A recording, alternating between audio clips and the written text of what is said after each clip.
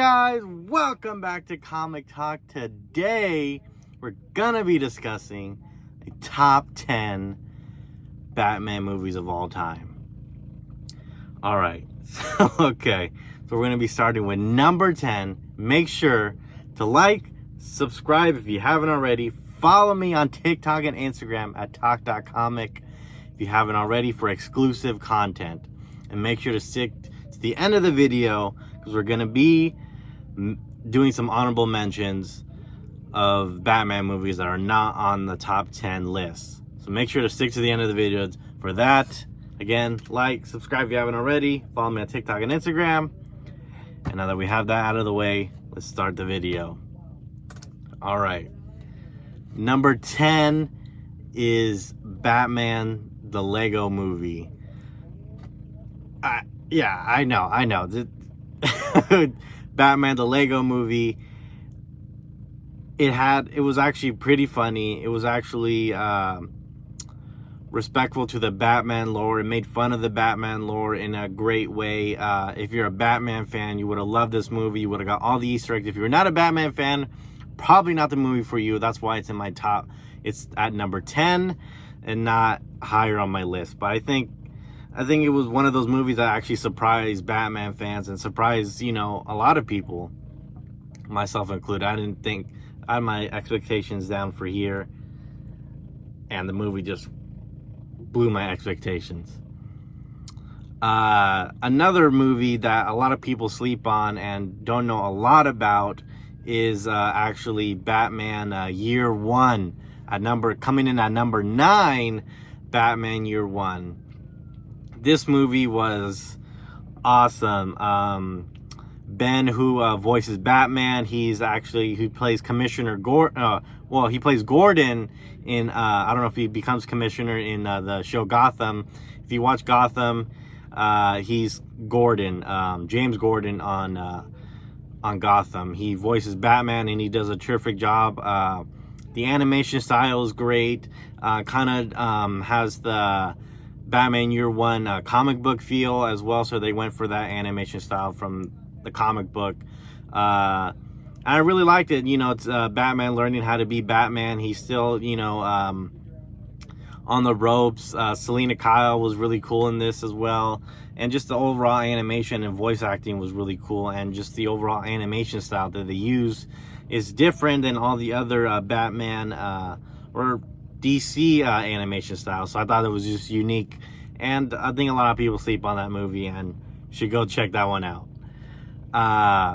Coming in at number 8, I view these two as one movie. So Batman The Dark Knight Returns part 1 and 2. I know I'm cheating here, but bear with me. Coming in at number 8, these two movies are fantastic. I view them all as one movie. The voice acting again is it's not Kevin Conroy, it's not Mark Hamill as the Joker, it's not Kevin Conroy as Batman. And I like how they have an older voice for Batman. He's basically coming out of retirement. He's 55 years old. I believe in this first one is where he fights the Joker. Yeah, he fights the Joker in the first one, and man, oh man, no spoilers, but okay, fine, spoilers.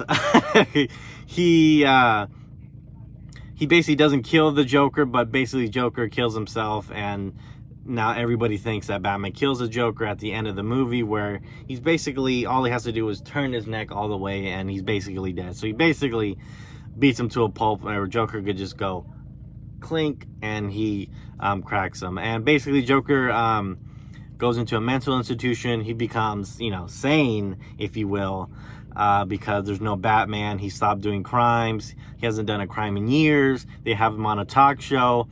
If you've seen the movie The Joker with Joaquin Phoenix, directed by Todd Phillips, they did pay homage to that scene where he's on a talk show and he kills the host, and he basically kills in The Dark Knight, he kills basically everyone in the audience, and this one he just in the Joker movie, I think he just kills the host and everybody on the panel. So, but they did, I guess that is an homage to The Dark Knight. And then The Dark Knight Returns part 2 is when he fights the leader or whatever of like the mutants and stuff like that. That was a really good fight. The animation style again, and this is the first time we get to see, you know, Carrie Kelly, Robin,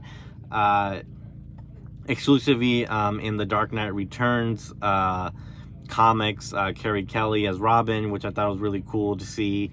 And reading, you know, the comics and, you know, seeing these movies, these comics basically come to life on these movies were really fantastic. And we really get to see the fight that we all wanted to see was Batman versus Superman, and Batman basically kicking Superman's ass with Green Arrow's help, which I thought was really cool. And we get to see Green Arrow as an older man, and he shoots a kryptonite arrow at Superman with one arm. How badass is that? And we get to see, you know, Batman's mech suit where he's has extra strength and all that stuff, and you get to see his tank, and we get to see, you know, that homage in Batman versus Superman when Batman fights Superman and Batman versus Superman, which was done way better in the Dark Knight Returns and animated stuff. A lot of people sleep on these animated stuff. Okay, at number 7, if you've never seen this, I believe it's on YouTube for free. If you don't have HBO Max, watch this movie. Batman Beyond: Return of the Joker, coming in at number 7. If you've never seen Batman Beyond, it's basically comes after Batman the Animated Series, where it's basically Terry McGinnis becomes Batman. I forget how many years later. I think it's like 30 years later, and, you know, Batman's retired. He's like in his 80s, and Terry McGinnis becomes the Joker in Neo Gotham. And of course, the Joker's disappeared, and we get to see what happens to the Joker, and Mark Hamill comes back to reprise his role as the Joker in Batman Beyond: Return of the Joker. And my goodness, that scene with when he kidnaps Tim Drake. I really don't want to spoil this movie, but go watch it. It's on I believe they're all on YouTube. Batman Beyond: Return of the Joker. Go watch Batman Beyond first, and then watch this movie. Terrific movie. Highly recommend. A lot of people, I believe, sleep on this one as well. Underrated Batman movie. Go watch it. Coming in at number 6, Batman Begins. This is the first movie where we get to see Christian Bale as the Batman. And my goodness, I remember seeing this in theaters and just being mesmerized. And this is the first live action Batman we've gotten since this was I believe in 2006, and the last time we've seen Batman in the movie theaters was Batman and Robin with George Clooney live action. So coming after that, this has had to be like a really good Batman movie, a more grounded movie. And this is one of those movies where we got to see Batman a little bit more grounded, a little bit more realistic, as, you know, Batman can be with Christopher Nolan. And we got to see Christian Bale as Batman for the first time. I really enjoy this movie. A lot of people say it's not, you know, the best. Obviously, I don't think it's the best, but I believe it's better than a lot of people think it is. And I think that I think it's better than a lot of people think it is, and it just doesn't get him much credit because of The Dark Knight. But I think it was really good, and with Ra's al Ghul, with the trickery with Ra's al Ghul, Liam Neeson as Ra's al Ghul, I thought was really good casting. Christian Bale, again, we get to see, you know, the iconic, you know, where's Rachel? You know, that stuff. But yeah, this movie was really fantastic. I think it still holds up. I recently watched it again. It still holds up till this day. It came out in 2006. It still holds up today. And I believe this created a boom for the comic book movies for them to be taken a little bit more seriously after this movie. I believe that one in The Dark Knight, I think, should be credited to, you know, the Marvel movies and what the DC movies are doing now, where like comic book movies are finally taken seriously. Comic book people are finally heard and stuff.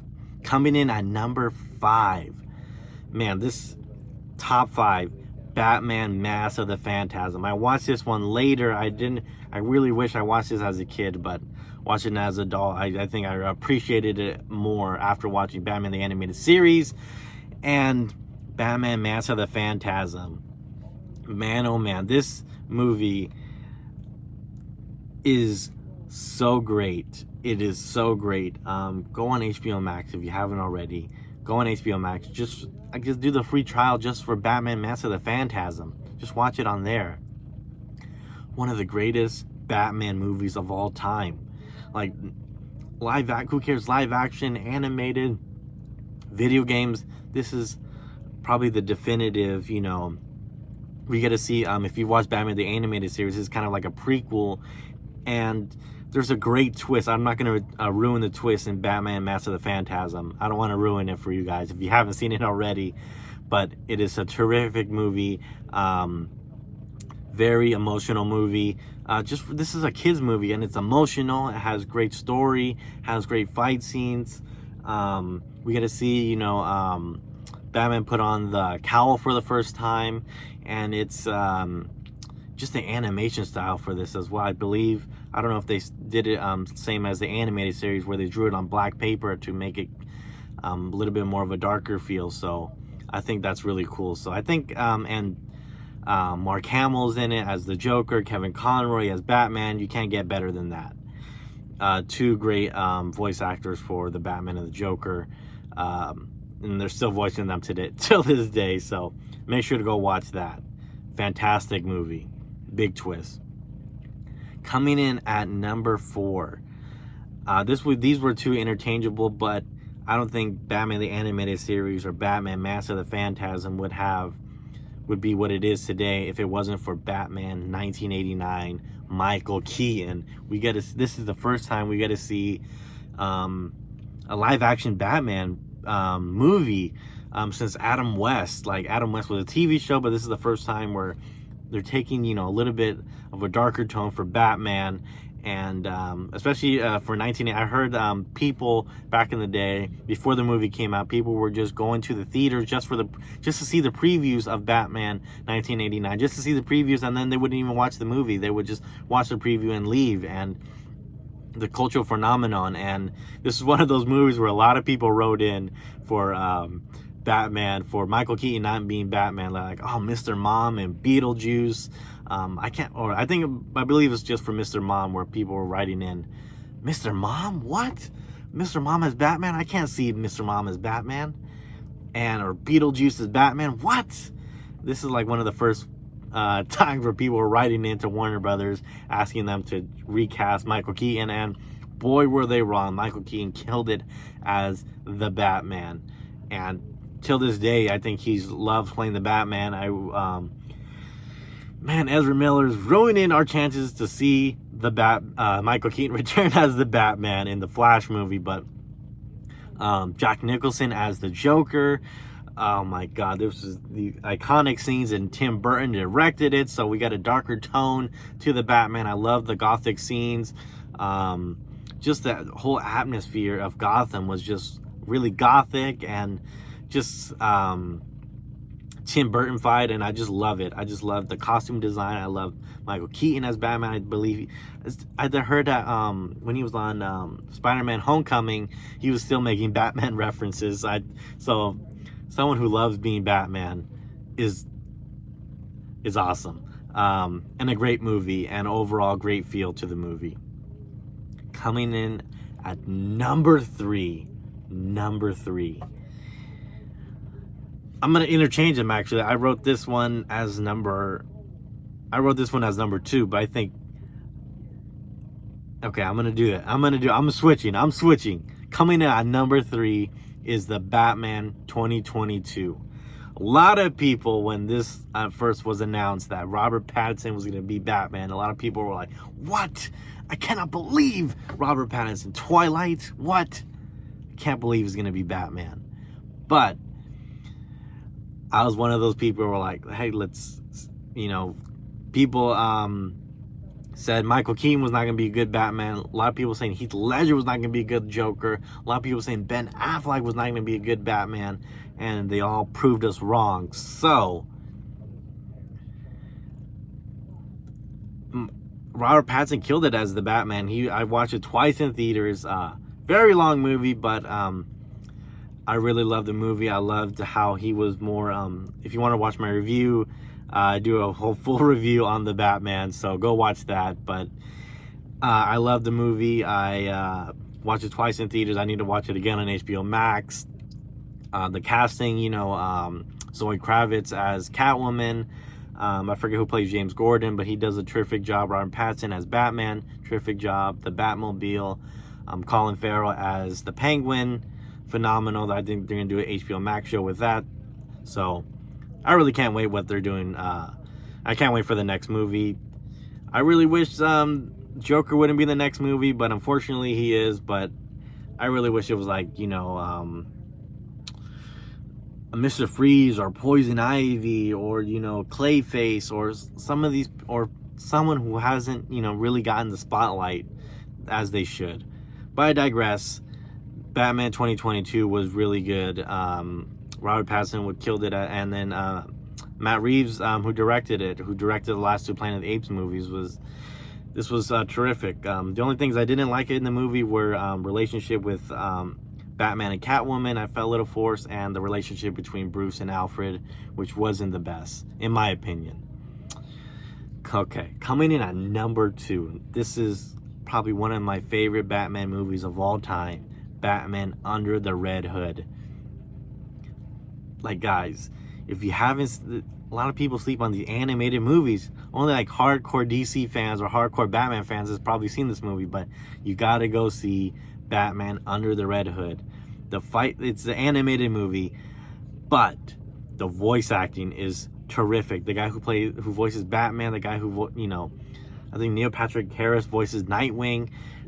Fantastic. And the fight scenes, the costume design for Red Hood was probably my favorite Red Hood design that I've seen. Like, even from the comics, from anywhere. I think this is like the best Red Hood design I've seen. The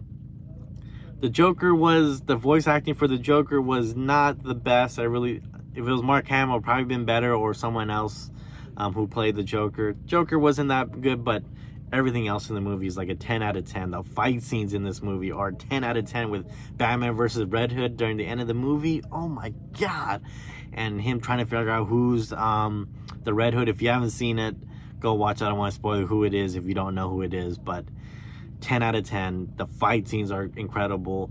The costume designs, the voice acting, the black masses in this movie, and just, I think this is, I don't know if it's rated R, but man, oh man, this is a movie that is highly, highly underrated, and a lot more people should be talking about Batman Under the Red Hood. A lot of people just watch the live action stuff. You need to watch the animated stuff. DC animated Batman stuff is top tier, guys, top tier. Coming in at number 1, probably no surprise to anybody, is The Dark Knight. Now, The Dark Knight is probably one of the best I think it's in the top 100 movies of all time, for a good reason. Heath Ledger as the Joker is 10 out of 10, like the best live action Joker you've ever seen. Joaquin Phoenix is probably close second, but I don't know who's gonna beat Heath Ledger as the live action Joker. He just killed it as the Joker. This is the first time, a lot of firsts for, this is the first time where Batman is not in the title. This is the first time where the logo of the movie actually matches the actual costume. If you've noticed, in every other movie, the logo for the Batman is a little bit different in the advertising than it's actually on the suit, if you watch it. But and this is the first time where since Adam West Batman, where he can actually turn his head, which I thought was really cool, because all the other ones are like, you have to turn their whole body to fight. I'm like, that's like a major inconvenience for Batman. I feel like this is the first realistic Batman where he can actually turn his head to fight. The whole story between Batman and the Joker, like two sides of the same coin. Harvey Dent was kind of a third wheel in the movie. You kind of forget that Harvey Dent's actually in the movie. But he did a phenomenal job as Harvey Dent. But just, I think it's just one of those movies where it's just in the top for everybody's we're tops of everybody's Batman list. And if it's not, let me know in the comment section below. What are your top 10 Batman movies of all time? Let me know in the comment section below. List them from 1 to 10 in the comment section below. Do you guys agree with me on my top 10 movies? Let me know in the comment sections below. And here's some honorable mentions that I did not mention in my top 10. Honorable mention is Batman Returns with Michael Keaton as Batman again, with Danny DeVito and Michelle Pfeiffer as Catwoman, and Danny DeVito as the Penguin, which I thought was really cool, really dark, really kind of like a horror kind of genre. If you're a kid, it's like, it might be like a little bit more scary. There's no, I think that's the reason why they didn't continue with Tim Burton, because it was so dark and so gritty that like McDonald's couldn't sell toys of it, and a lot of people couldn't sell toys of, you know, the Penguin with like the oozing goos out of his face, and Catwoman and stuff like that.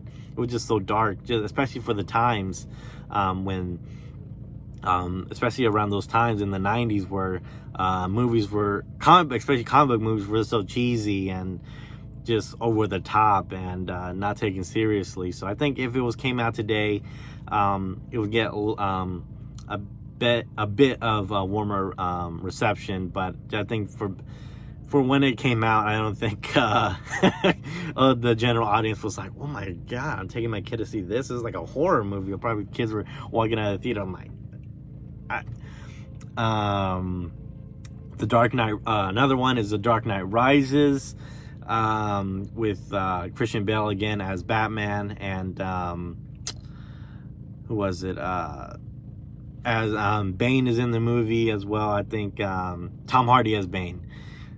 I think he did a phenomenal Bane. I really wish we get a more comic book accurate Bane in the future, but The Dark Knight Rises, a lot of people say it's not that good, or it's the worst in the trilogy. It might be the worst in the trilogy, but I think it's still a good movie, and I think it still holds up today. I still enjoy that movie till this day. It is the least watched one, I think, out of the trilogy that I watch, but when I do watch it, I still do enjoy the movie. And another honorable mention is every animated Justice League movie with Batman in it, like all of them, like Justice League War, Justice League Doom, Justice League Gods and Monsters was actually a really good movie. Just basically all the Justice League animated movies are actually really good. Highly recommend it. Go on HBO Max if you haven't already. Go watch all those Justice League animated movies, and Justice League animated show, and Justice League Unlimited. Like, these are all stuff that people sleep on because they're animated, but DC has all the animated stuff that are actually really good, and people sleep on them. So all right, those are my top 10 Batman movies and honorable mentions.